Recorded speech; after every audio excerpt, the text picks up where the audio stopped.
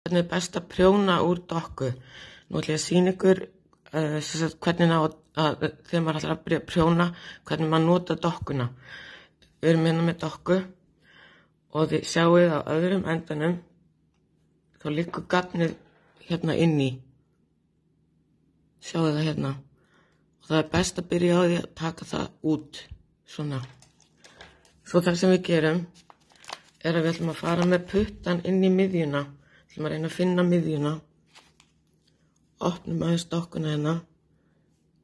Förum inn í með puttan.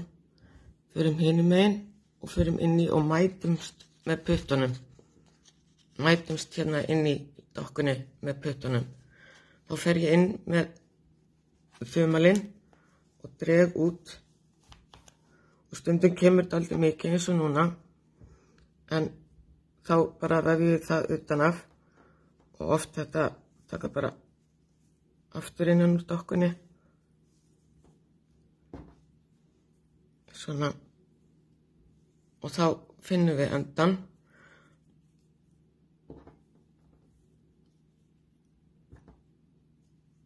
Svona. Og nú erum við búin að finna endan. Og núna er þá dokkan ekki skoppandi út allt herbyggi.